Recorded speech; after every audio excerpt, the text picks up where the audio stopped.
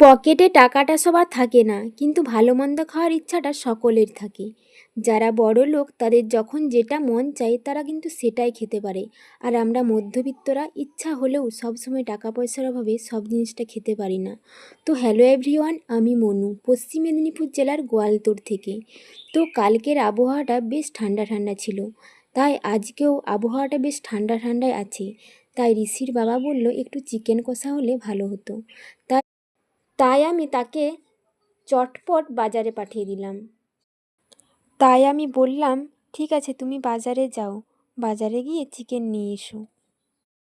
আর এদিকে ঋষি স্কুলে গেছে। ও স্কুলে থাকলে মানে সারা বাড়িটা সুনসান করে। আর বাড়িতে যেদিন থাকবে মানে সারা বাড়ি মাথায় করে রাখবে, মানে এত চিৎকার চেঁচামেচি করে যে কি বলবো। আর ও স্কুলে চলে গেলে আমার কাজগুলোও তাড়াতাড়ি হয়ে যায়, না হলে ওর পেছনে বকতে বকতে আমার টাইম শেষ হয়ে যায়। টাটা বন্ধুরা, সবাই ভালো থেকো, সুস্থ থেকো। আমি রান্না করছি, তোমরা দেখো। তো ভিডিওটা কেমন লাগলো অবশ্যই কমেন্ট করে জানাবে। কে কোথা থেকে ভিডিওটা দেখছো অবশ্যই বলবে। টাটা।